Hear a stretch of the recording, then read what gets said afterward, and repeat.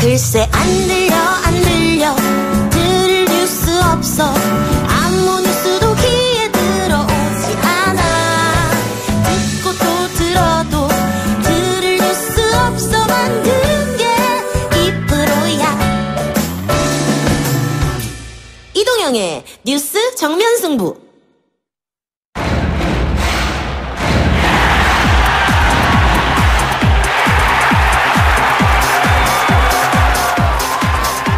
한 주간의 스포츠 소식을 짚어보는 위클리 스포츠 시간입니다. 오늘은 축구 소식 짚어봅니다. 김한 축구 해설위원 나왔습니다. 어서 오세요. 네, 안녕하세요. 지난주에도 나오셨나요? 아니요, 지난주에 나왔어요. 지난주에. 네. 지난주에 전화 연결 한번 했었죠. 전화 연결. 네네. 이영경 앵커하고. 네네. 네. 호흡이 척척 맞았다는 소문이. 아, 그래요? 네. 전화 연결이라서 약간 매끄럽지 못할 수도 있었는데 괜찮았던가요? 네네. 이동영 없어서 너무 좋았다는 얘기가 있던데. 아닙니다. 네. 기다렸습니다. 그래요. 지난주에도 벤투 소식 전해드렸는데 오늘 입국했다고 합니다. 네, 오늘 낮에 입국을 했고 벤투 감독뿐만 아니라 이제 코치 4명을 데리고 한꺼번에 들어와서 이제 간략하게 기자회견을 했는데요. 이제 수요일 날 조금 더 공식 기자회견 자리를 마련해서 지난 얘기를 한번 들어볼 것 같고 뭐 그 이후에도 굉장히 바쁜 일정이 예상이 됩니다. 그 무게감이라고 해야 되나요? 전임이었던 슈틸리케 감독, 외국인 감독으로서는. 네. 슈틸케 감독이 조금 더 지명도나 이런 게 있었다 이런 얘기가 있었잖아요. 근데 어쨌든 실패했고. 네. 그래서 처음에 벤투 감독 나왔을 때는 이야기가 흘러나왔을 때는 좀 갸우뚱하는 반응이 좀 많았습니다. 네, 뭐 아무래도 벤투 감독이랑 같이 뭐 경쟁선상에 있던 이제 보도가 됐던 감독들의 이름들이 좀 벤투 감독보다는 조금 더 유명했던 건 사실입니다. 뭐 키케 플로레스도 그렇고 뭐 더 유럽에서는 굉장히 명장 우리가 데려올 수 있을까 이런 생각이 드는 감독들의 이름들이 계속 외신이나 국내 보도를 나오면서 이제 기대치가 너무 많이 올라갔던 것 같습니다. 근데 실제 이제 협상에 임할 때는 한국이라는 팀의 어떤 지리적 위치도 그렇고 우리가 지급할 수 있는 연봉도 그렇고 좀 만만치 않은 부분들이 있어서 벤투가 선임됐을 때 직후의 반응은 뭐야 기대했던 것보다 다르잖아 뭐 이런 좀 실망감이 좀 컸던 것도 사실입니다. 여론이 조금 바뀌었다고 하는데? 네, 김판곤 기술위원장이 이제 인터뷰를 했는데 기자회견을 하면서 제가 느낀 바로는 정말 그러니까 정말 울기 직전까지 설명을 하는 자기가 이제 유럽에 가서 협상을 해본 결과 뭐 이 감독은 뭐 실명을 거론하진 않았지만 이 감독은 이래서 안 됐고 이 감독은 이런 부분이 안 됐고 벽이 너무 높았다. 그래서 우리가 지금 선택할 수 있는 카드 중에서 가장 최상의 카드는 벤투였다라고 설명을 하면서 좀 그런 진솔한 기자회견 그동안 이제 축구협회가 기자회견을 할 때 약간 겉핥기식 그리고 너무 감추는 식으로 기자회견을 많이 했는데 그 협상 과정을 다 터놓고 이제 공개를 하니까 뭐 팬들도 약간 설득이 된 느낌이 있습니다. 벤투의 데뷔전은 그럼 아시안컵이 되는 건가요? 이제 공식 대회 데뷔전은 아시안컵이 될 것 같고, 네. 이제 9월, 10월, 11월 아마 6번 정도의 A매치가 있을 것 같은데, 이제 그때 어떤 전력이나 조직력을 가다듬은 다음에 정말 이제 무대 위에 오르는 건 1월 아시안컵이 될 것 같습니다. 그럼 그전에는 아시안컵을 데뷔하기 위해서 선수들을 선발 과정에 있다 보면 되겠네요. 그렇죠. 이제 고르는 과정들이 이루어지는데 아무래도 한국을 잘 모르는 감독이 왔으니까 네.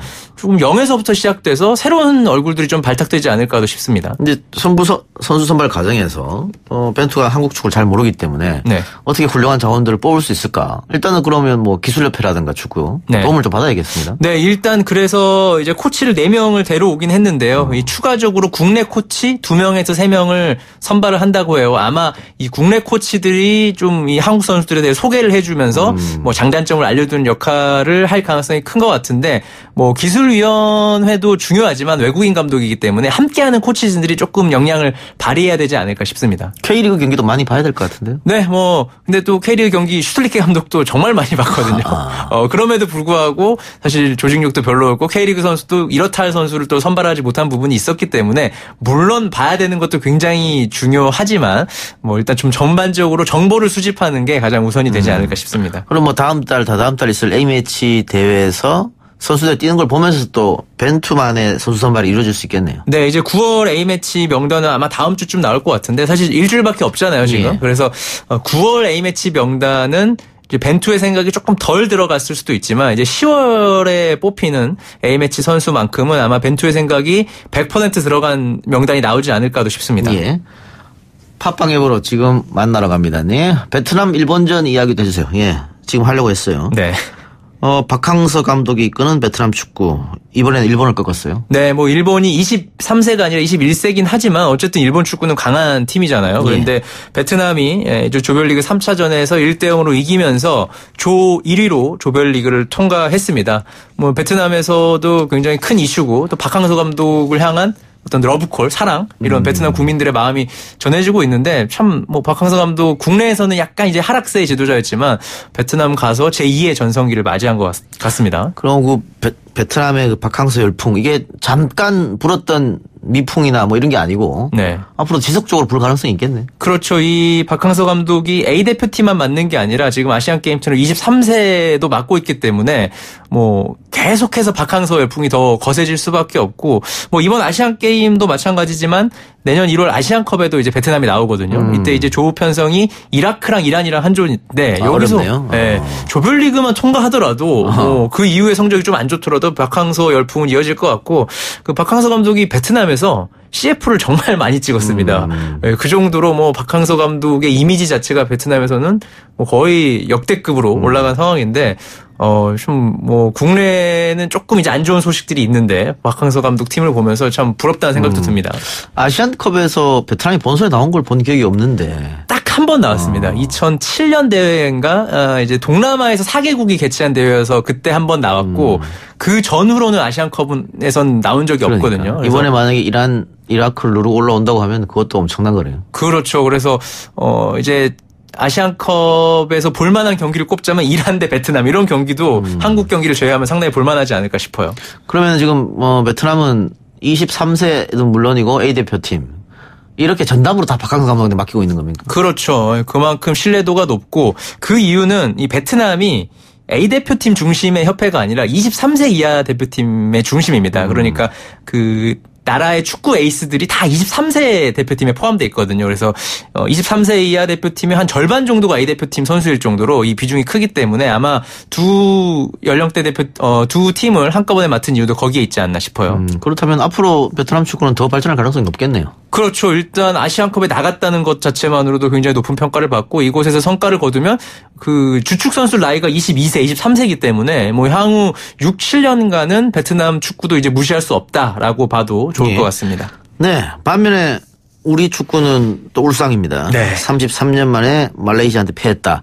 너무 또 만만하게 본 거 아닌가 이런 지적이 또 있어요. 네, 이제 1차전 때 바레인을 6대0으로 이기면서 2차전을 너무 좀 안일하게 준비한 것 같습니다. 이 선발 라인업에서 6명을 이제 바꾸는 강수를 뒀는데 그 6명이 뭐 주축 선수를 다시 넣은 게 아니라 좀 이제 약간 떨어지는 선수 위주로 로테이션을 돌리는 바람에 말레이시아에게 일격을 당했고 뭐 1985년에 말레이시아 축구한테 진 이후에 정말 오랜만에 패니까 정말 충격적일 수밖에 없고 제가 들은 소식에 하면 대표팀 선수들 사이에서도 분위기가 정말 안 좋다고 합니다. 그 다른 시합도 아니고 이 아시아 경기 대회에서 경우의 수를 따져야 되냐 이런 이야기도 나오고 있던데. 네, 이 경우의 수는 뭐 이제 월드컵에서는 항상 이제 단골 손님이긴 한데 그래도 우리가 아시아 쪽에서는 조별리그 통과는 어느 정도는 쉽게 했거든요. 그래서 뭐 2연승 한 다음에 3차전에 좀 힘을 빼고 로테이션을 돌리는 대회들이 많이 있었는데 오늘 이제 좀 이따 열리는 3차전에서도 로테이션이 이제 안 되죠. 무조건 총력전을 펼쳐야 되는 상황이 펼쳐지면서 팬들의 실망감도 크고 선수들의 어떤 좌절감, 팀 내부 분위기 여러모로 안 좋은 것 같습니다. 당연히 뭐 내부 분위기도 안 좋을 텐데 선수들 SNS가 지금 또 테러를 당하고 있다고 해요? 네, 뭐 이거는 이제 뭐 월드컵 때도 마찬가지겠지만 계속 반복되는 일인데 뭐 특히 황희찬 선수나 뭐 골키퍼 송범근 선수 좀 실수가 많았던 선수 쪽에 집중 포화가 들어가면서 뭐 SNS를 좀 비공개로 전환하거나 황희찬 선수는 좀 폐쇄를 한 것 같아요, 아예. 삭제를 한 것 같은데 뭐 아무래도 이번 대회 손흥민에 대한 비중, 그러니까 손흥민을 위한 마치 뭐 아시안 게임처럼 비춰지기 때문에 다른 선수가 실수할 때 좀 손흥민 군면제 돼야 되는데 왜 이렇게 실수하냐 뭐 이런 좀 여론이 있는 것 같아요. 그 와일드 카드를 뽑았으면서 이 선수를 굳이 안 쓴 이유는 뭐예요? 손흥민. 아니 골키퍼. 골키퍼. 그것도 사실 의문입니다. 그러니까 3차전 골키퍼가 체력을 그렇게 많이 소요하는 그런 포지션도 아닌데. 맞습니다. 예. 왜 쓰지 않았을까? 그러니까 군 면제를 받으려면 이 대회에서 뭐 1초 이상 그라운드를 밟아야 되는 규정이 있잖아요. 그러니까 그렇기 때문에 언젠간 한 번쯤은 송범근 골키퍼를 써야 되는데 저는 이제 3차전 키르기스스탄 뭐 이름만 들어도 정말 최약체 아닙니까? 이 경기에 이제 조금 못 뛸 가능성이 큰 선수들이 대거 나오지 않을까 생각했고 실질적으로도 앞에 2연승을 거둔 다음에 키르기스스탄전에 조금 후보 선수들이 나오면 사실 누가 뭐라 할 수가 없거든요. 근데 너무 좀 황당할 정도로 2차전에 갑자기 로테이션을 쓰는 바람에 뭐 좀 이해도 안 되고 조윤 선수가 1차전 때 후반전에는 선방을 하긴 했지만 전반전에는 거의 이제 공을 못 잡았거든요. 그래서 체력적 소모가 없는 포지션인데다가 뭐 클 경기도 아니라서 당연히 나올 줄 알았는데 이런 좀 뭐 코칭 스태프의 안일함? 너무 대회를 쉽게 보지 않았나. 방심이 좀 문제로 지적되고 있습니다. 그럼 어떻게 오늘 키르기스탄과의 경기는 총력전입니까? 네, 안타깝게도 참 키르기스탄이 정말 그 아시안 게임에서도 제일 약한 팀이거든요. 여기에 이제 어쩔 수 없이 주전 선수들을 투입해야 된다는 것도 참 좀 낭비라는 생각도 들고 우리가 이제 뭐 16강, 8강이 목표인 팀이 아니라 우승이 목표인 팀이기 때문에 이 키르기스탄 정도의 팀이면 한번 좀 쉬어가줘야 되거든요. 주축 선수들은. 근데 주축 선수들이 나오고 바로 또 16강전에서 총력전 해야 되는 거잖아요. 뭐 이런 스케줄 면에서 정말 꼬이고 말았습니다. 오늘 만약 이긴다고 해도 조 1위가 되는 건 아니죠? 네, 이제 승자승으로 조 순위가 갈리기 때문에 우리가 이제 말레이시아에 패하는 바람에 조 2위가 뭐 이제 유력한 상황이고 이제 조 2위가 되면 토너먼트가 굉장히 어려워집니다. 이제 16강 올라가게 되면 이란이 유력하고 8강 올라가면 우즈벡, 4강 올라가면 베트남이나 뭐 시리아 이런 팀과 만나야 되는데 조 1위를 했을 때와는 조금 다른 구도라서 이제 가시밭길이 예상이 됩니다. 예, 조 1위든 조 2위로 올라가든 어쨌든 목표는 금메달이니까요. 아니, 누구나 다 이겨야죠. 다 이겨야 되잖아요. 네네. 네. 그러니까 오늘 경기 한번 기대해 보고요. 은메달이나 동메달을 따게 되면은 그 병역 혜택은 없는 거죠? 전혀 없는 거고 사실 손흥민 선수 어렵게 차출했잖아요. 예. 토트넘 입장에서도 황당할 수밖에 없는 거죠. 네. 손흥민 선수는 이번이 마지막이고. 그렇죠. 만약 이번에 따지 못한다면 어떻게 상무로 들어갑니까? 어떻게 됩니까? 상무로 들어갈 수밖에 없는 루트가 있는데 실질적으로 뭐 소문입니다. 이거 소문에 의하면 뭐 독일에 좀 오래 살았기 때문에 영주권이 나와서 연기할 수 있는 카드가 있다라는 루머도 있긴 합니다. 연기예요? 아니면 아예 면제를 받을 수 있는 연기죠. 거예요? 연기. 이제 뭐 30살 이상 됐을 때 이제 가는 식으로 연기를 할 수 있다고 하는데 뭐 그 카드를 쓸지는 안 쓸지는 좀 잘 모르겠지만 어쨌든 독일에 오래 산 것만은 사실이기 때문에 그런 뭐 썰들이 많이 있지만 일단 면제를 받고 그런 의혹들을 좀 없애는 게 중요할 것 같습니다. 그 연기하고 뭐 이런 것 때문에 예전에 박주영 선수도 엄청 네. 팬들로부터 비난을 받았었는데. 그러니까 그게 이제 법적으로는 문제가 없는데 네. 도의적으로 사실 문제가 있고 국가대표 유니폼을 입고 A대표팀에 뛰어야 될 선수로서 이렇게 연기를 한다는 것 자체가 좀 문제가 될 수 있거든요. 그렇기 때문에 뭐 제2의 박주영 상황이 안 나오도록 좀 금메달로 좀 빠르게 올라갈 필요가 있겠습니다. 근데 박주영 때와는 다른 게 그 네티즌들이 손흥민 선수에 대해서는 좀 많이 호의적이더라고요. 네, 근데 호의적이고 너는 그래도 된다. 뭐 이렇게. 네. 뭐 여러 댓글이 달리잖아요. 뭐 또 유명 뭐 이렇게 뭐 아이돌을 빗대면서 뭐 대신 군대 가겠다 뭐 이런 댓글들도 많이 있긴 한데 근데 저는 개인적으로 손흥민 선수가 또 이런 뭐 상황이 발생하면 바로 돌아설 거라고 예상이 돼요. 뭐 박주영 상황과는 크게 다를 게 없는 상황이 되지 않을까 싶습니다. 알겠습니다. 오늘 말씀 여기까지 듣고요. 위클리 스포츠는 다음 주 월요일 날 찾아옵니다. 지금까지 김한 축구 해설위원이었습니다. 감사합니다. 이 작가야, 궁금하다. 이 작가야, 문자 줄게. 질문다오. 여러분은 지금 웃으며 정보를 입수하고 편안하게 참여하는 이동형의 뉴스 정면 승부와 함께하고 있습니다. 생방송에 참여하고 싶은 분들은 샵 0945, 우물정 0945번으로 단문 50원, 장문 100원의 문자 메시지를 보내주시거나 예스 앱으로는 무료로 참여할 수 있습니다. 지금 바로 보내주세요.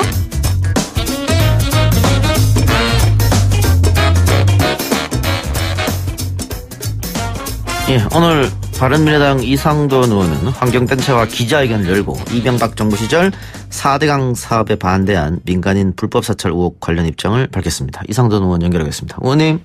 네, 안녕하세요. 예. 네. 자, 국정원이 4대강 사업에 반대한 교수, 환경운동가들을 불법으로 사찰했다. 이건 이번에 알려진 건 아니지 않습니까? 꽤 오래전에 알려졌지 않습니까? 네, 그렇게 좀 널리 알려져 있는데, 예.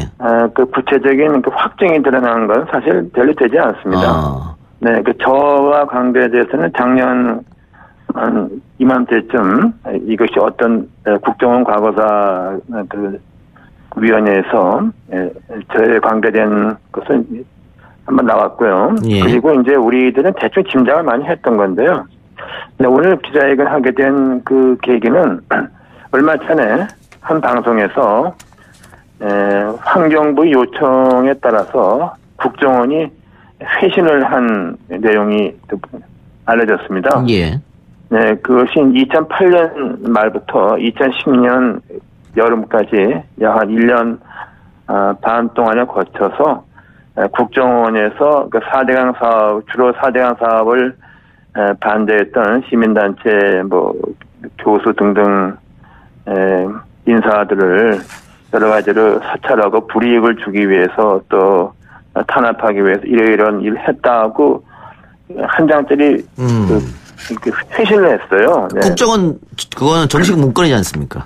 네, 그렇죠. 그러니까 예. 국정원이 이제 환경부에 이러이러한 일이 있었다고 이제 회신을 한 것이죠. 네. 그 문건을 보면요, 소위 말하는 블랙리스트 건도 있고 또 화이트리스트 건도 있는 것 같아요.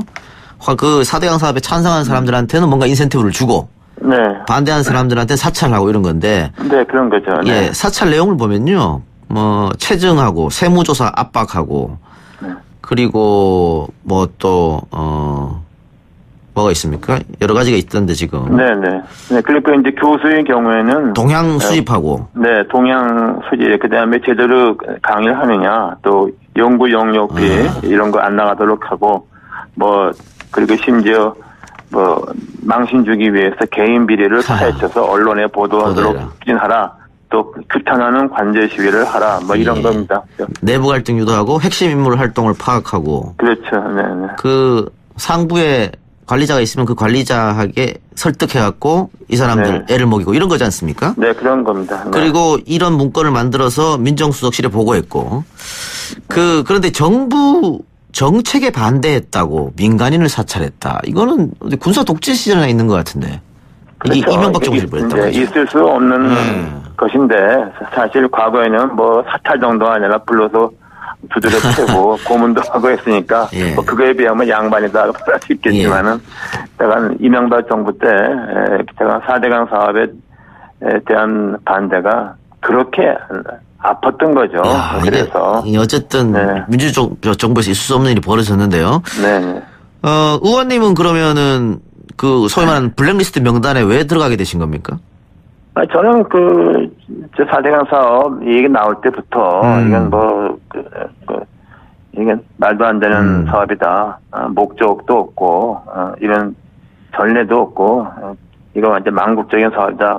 그런 것은 제가 글을 많이 썼고 또 이제 본격적으로 2009년 가을에 이제 이거 저지하기 위한 소송을 해야 되겠다. 그래서 이른바 국민소송단 결성을 하고 제가 그 소송단의 공동대표, 사실상 대표 격을 지냈죠.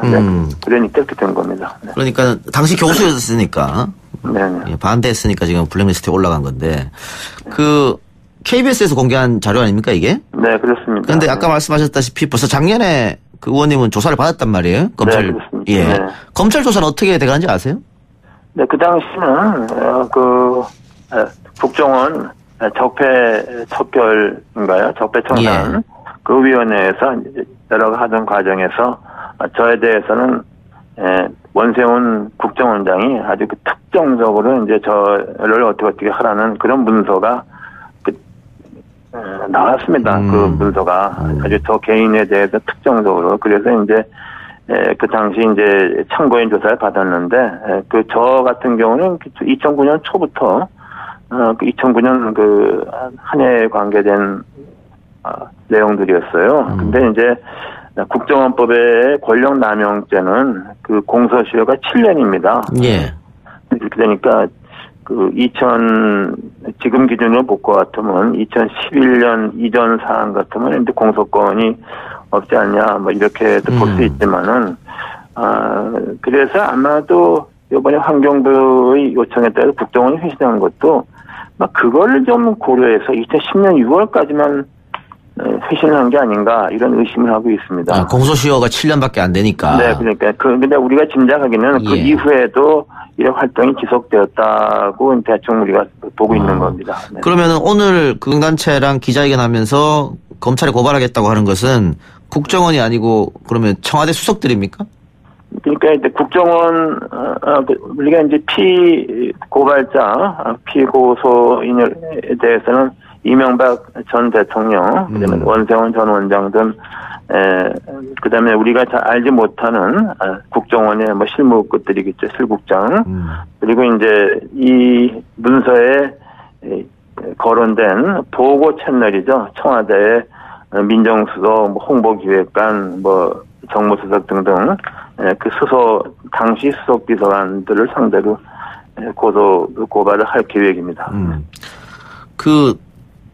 이명박 정부에서 무엇 때문에 이렇게 민간인 사찰까지 가면서 4대강을 밀어붙이려 했을까요?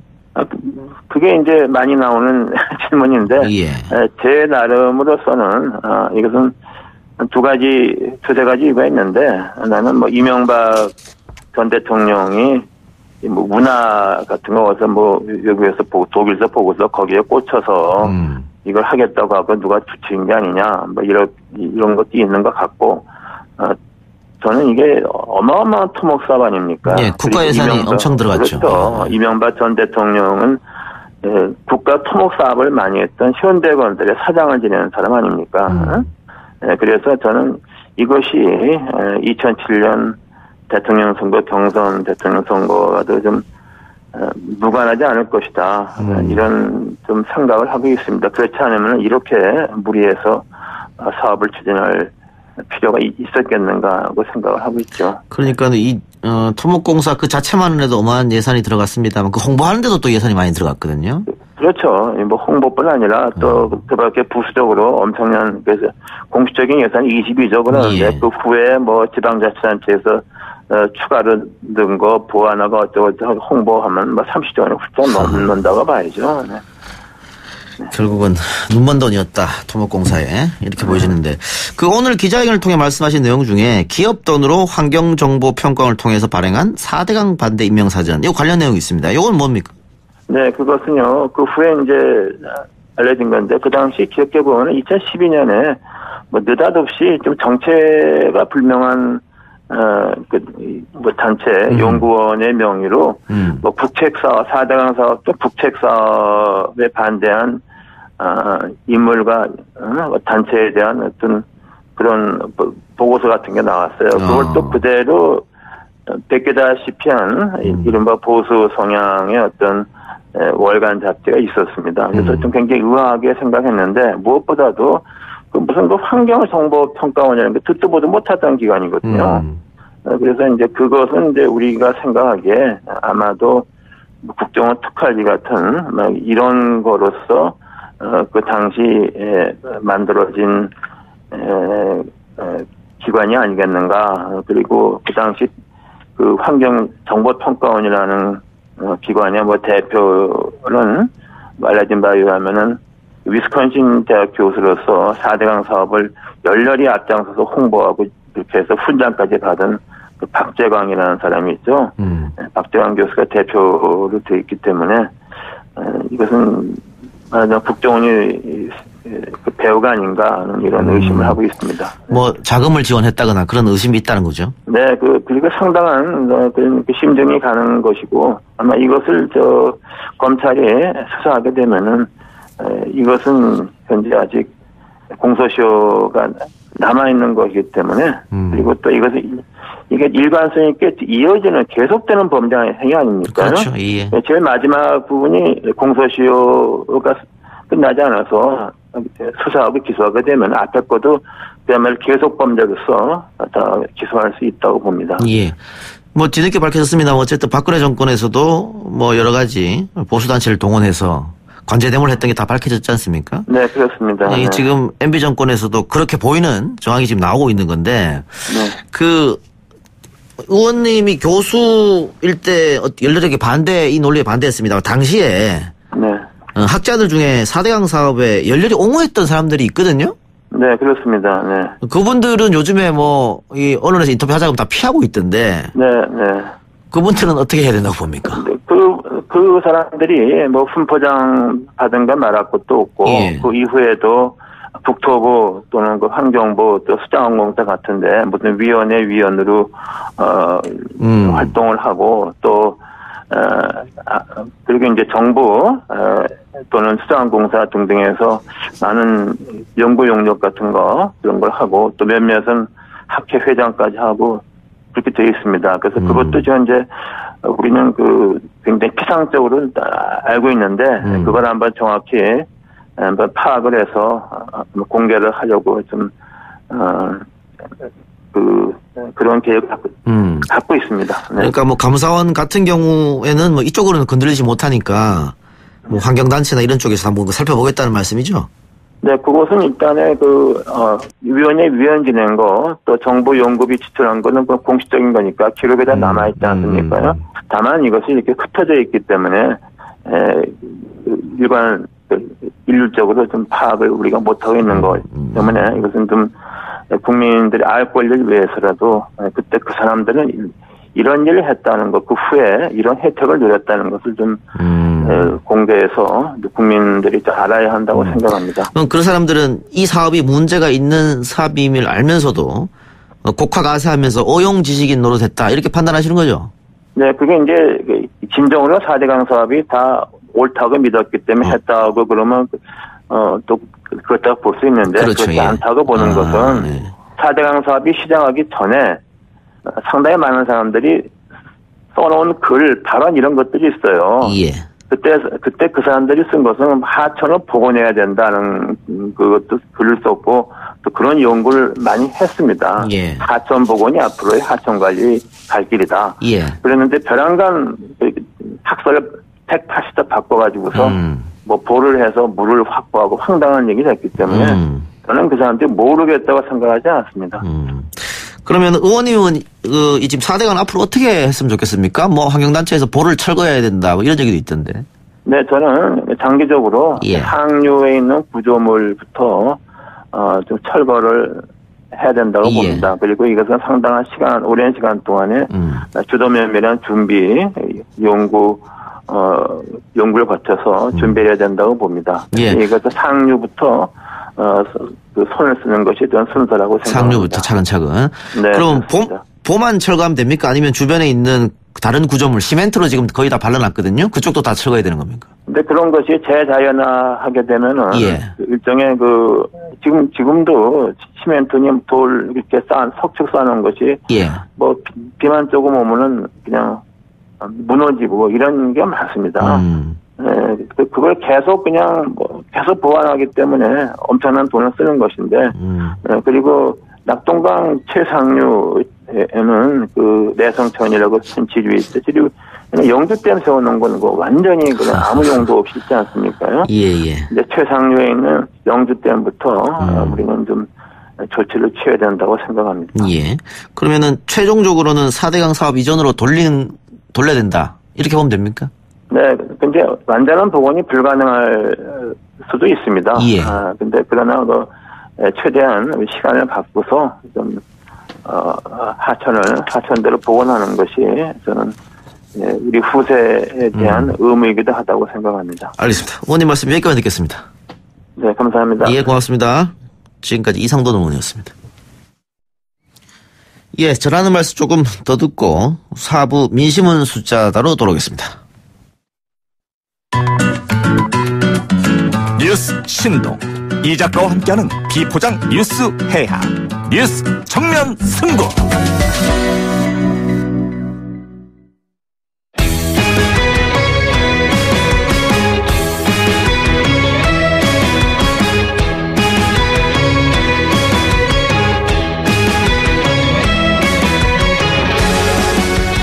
여론조사를 통해 민심을 읽어보는 시간, 민심은 숫자다 시간입니다.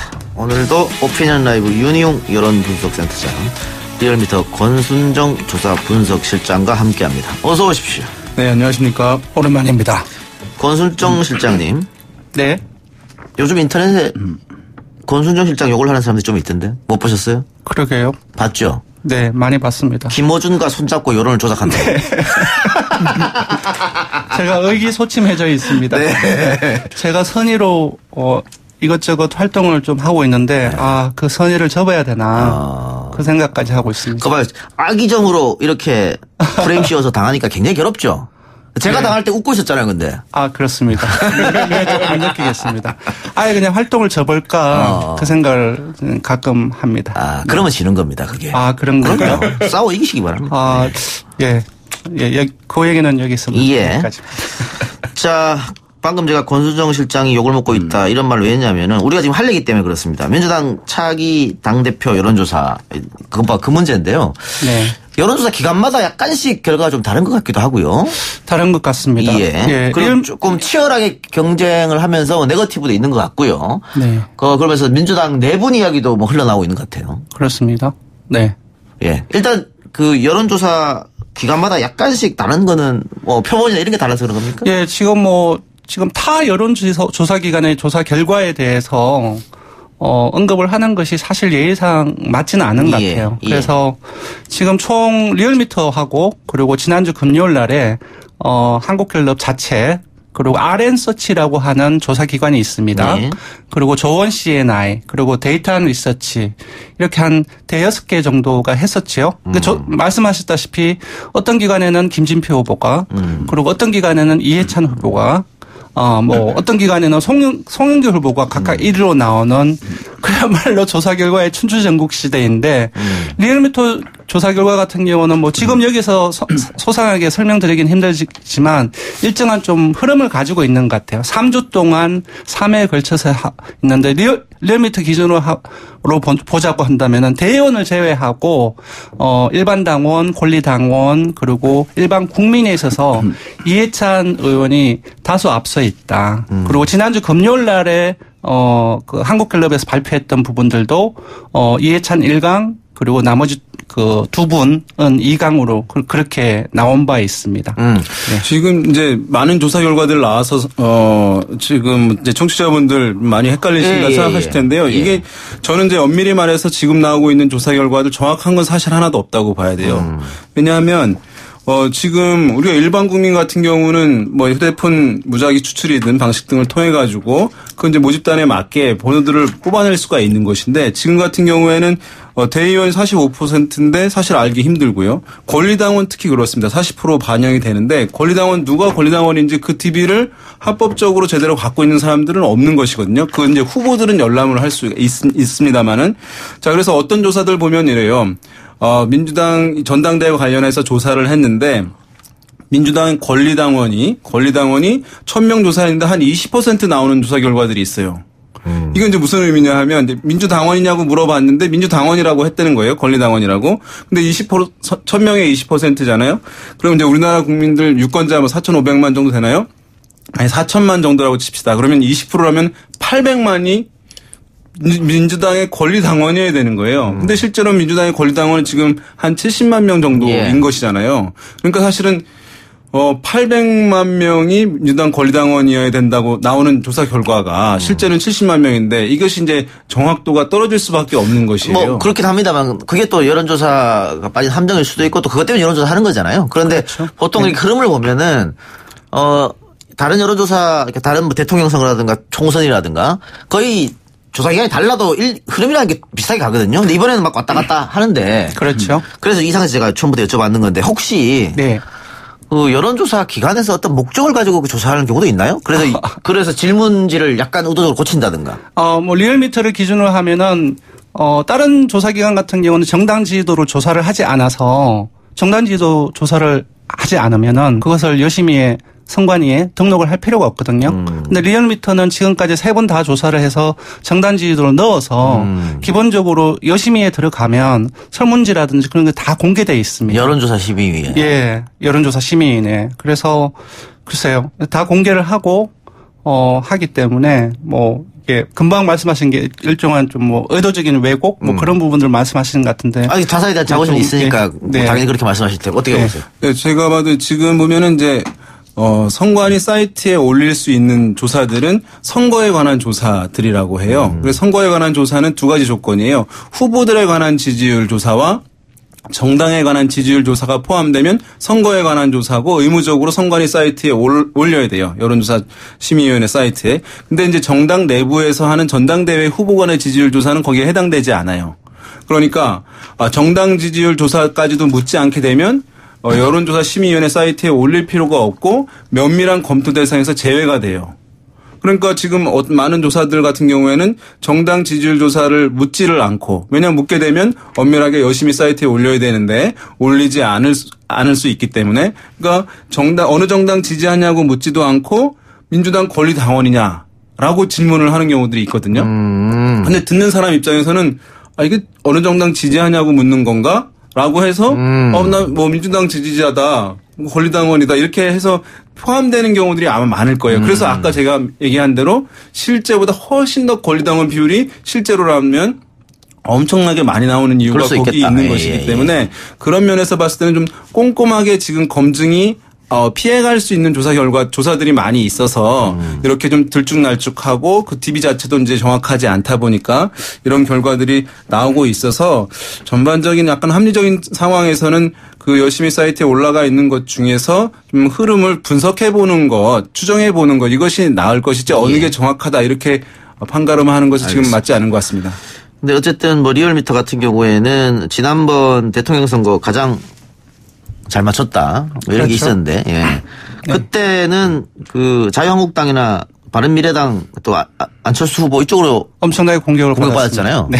근데 지금은 민주당 지지자로 가는 사람들이 공격받고 있으니까 참 아이러니하네요. 예, 그렇습니다. 모 후보 측으로부터 엄청난 공격이 시달리고 있습니다. 근데 이거는 어쩔 수 없는 거 아니겠습니까?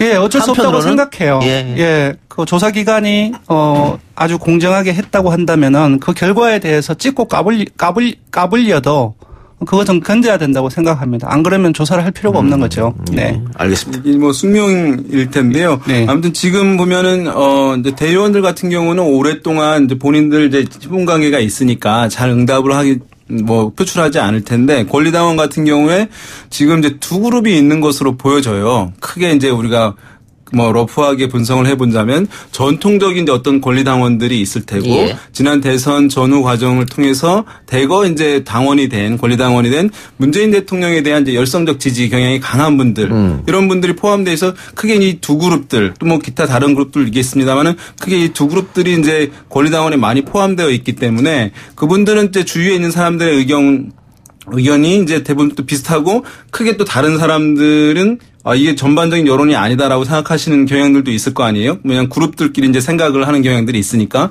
이제 이런 구조가 권리당원에 있는 상황에서 권리당원이라고 하는 조사 결과들이 발표되는데 어디는 이제 누가 높고 어디는 또 다른 사람이 높고 하다 보니까 그런 이제 조사 기관들이 권리당원의 특성에 따라서 이제 공세에 타겟이 되는 그런 현상들 나타나고 그만큼 아마 이번 민주당 전당대회에 대한 민주당의 권리당원들 상당히 이제 관심이 높다는 또 방증이라고 할 수 있겠죠.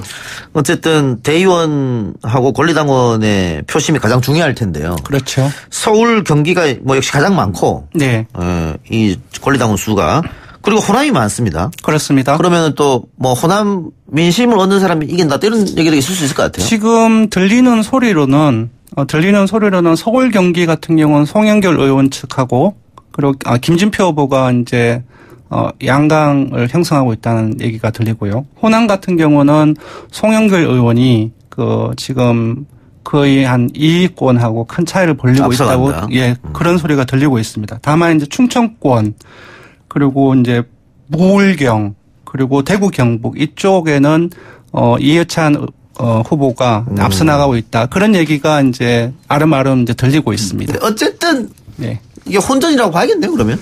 지금 글쎄요. 그러니까 아까 각각의 조사 기관이 다르기 때문에 뭐라고 말하기 힘들지만 최소한 리얼미터 기준을 하고 한다면은 권리당원이라든지 일반 당원 그리고 일반 국민, 그러니까 여론조사 부분에 있어서는 이해찬 의원 후보가 조금 이제 다른 두 후보보다 조금 앞서 있지 않겠냐. 그리고 이제 대의원 같은 경우는 새 후보가 이제 아까 이제 지역별로 이제 말씀을 드렸는데 크게 차이가 안 난다. 그러니까 종합을 해보면은 사실상 1, 2, 3위가 크게 차이가 안 날 것이다. 그 정도만 말씀을 드릴 수 있을 것 같아요. 예. 네. 자.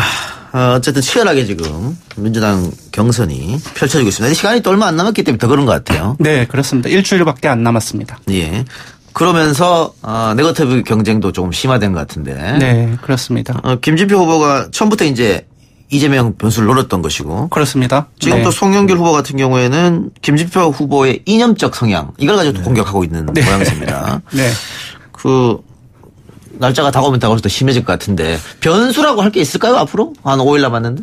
일단은 지금 특별히 어떤 상황이 변화되어서 표심에 영향을 준다라고 할 것들은 많지 않을 것 같아요. 이제 많이 반영되었고 큰 이슈들 또 정부가 사실은 이제 공세를 받고 있는 상황이니까 추가적인 이슈를 이제 만들기는 쉽지 않을 것으로 보이는데 다만 이제 현장 연설도 상당히 또 영향을 받긴 하거든요. 이제 표심을 이제 정하지 않은 사람들 같은 경우에 대의원들 현장에서 어느 후보의 연설이 이제 어떤 심금을 울리느냐, 진정성이 전달되느냐에 따라서 영향을 줄 것으로 이제 보이고요. 그것이 이제 변수라고 한다면 남은 변수. 당일날. 예, 당일날. 그 정도. 왜냐하면 오늘부터 이미 권리당원 시작이 됐어요. 사실은. 투표가. 예, 그러면은 상당 부분 앞부분에 하게 되거든요.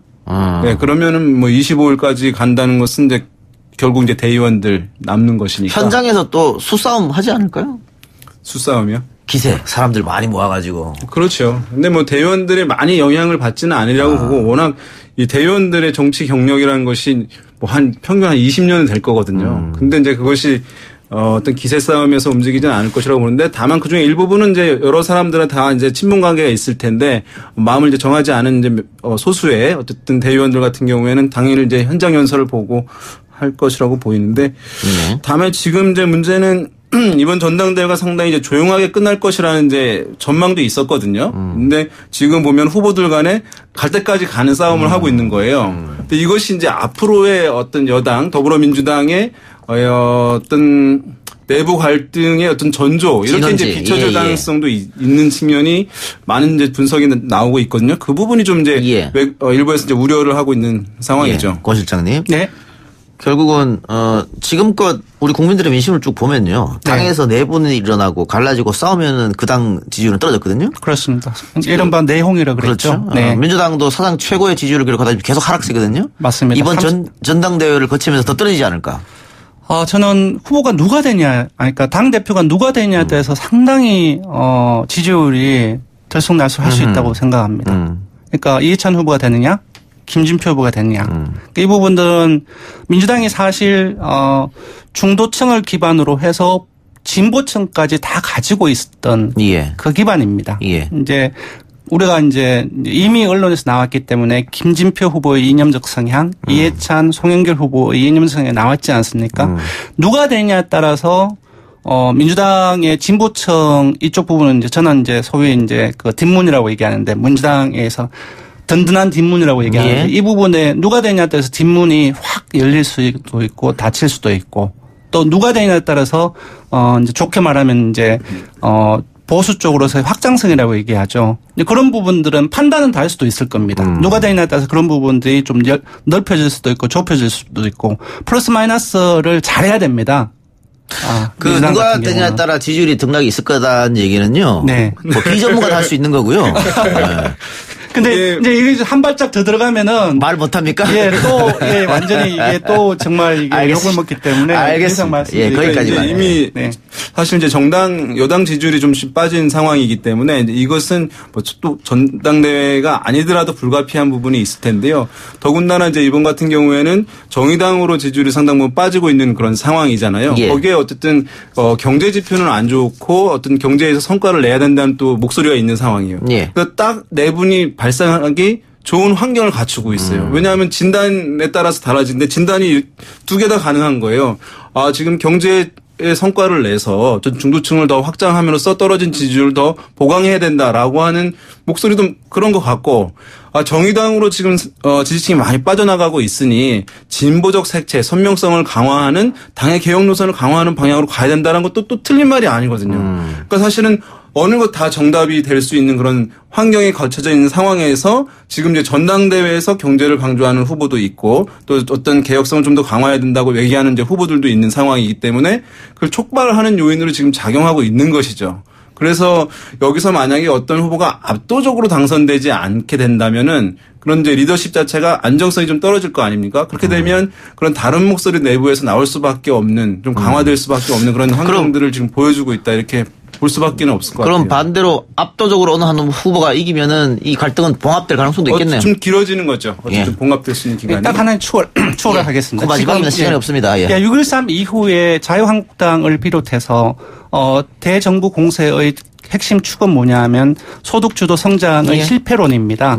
이런 부분들이 상당히 많이 강화가 되었어요. 오늘도 그렇고 계속 강화가 될 겁니다. 근데 문재인 정부의 경제 정책 방향은 3축인데요. 사실 공정경제, 혁신경제, 소득주도 성장입니다. 근데 소득주도 성장을 문재인 정부의 기본적인 정권을 잡은 기본 펀더멘탈에 해당하기 때문에 지금 이걸 버릴 수가 없습니다. 지금 혁신성장, 규제개혁을 통해서 혁신성장을 얘기하고 있지만 소득주도 성장은 그게 근간에 깔려있는 부분들이거든요. 근데 계속 공격을 받고 있는 거죠. 앞으로도 계속 공격을 받을 겁니다. 경제 상황의 악화가 계속 지속하는 한. 이 부분들에 대해서 과연 어느 후보가 됐을 경우에 이런 부분들을 원래의 민전 정부의 국정 철학들을 잘 지킬 수 있는 후보일 것인가. 그런 부분들도 중요한 포인트가 된다고 봅니다. 많이 시달리셨군요, 그동안. 오늘 조금 더 듣고 싶습니다만은 오늘 시간이 여기까지밖에 안 되기 때문에 두 말씀을 여기까지 듣고요. 다음 시간에 또 찾아뵙겠습니다. 민심은 숫자다. 오늘은 여기까지입니다. 두 분 수고하셨습니다. 고맙습니다. 오늘 저희가 준비한 내용은 여기까지인데요. 앞서서 민주당 당대표 선거 이야기도 했습니다만 선거 기간만 되면 비정상적 사고와 비정상적 행동을 하는 사람들이 꼭 나타나기 마련이죠. 이런 사람들은 국민을 위한 정치가 아닌 자신을 위한 정치를 하는 사람들일 수도 있고요. 혹은 정치 자영업자, 정치 브로커일 수도 있습니다. 항상 이 사람들을 조심해야 될 것 같습니다. 오늘 방송에서 마치고 저는 내일 이 시간에 다시 돌아옵니다. 편안한 밤 보내시길 바랍니다.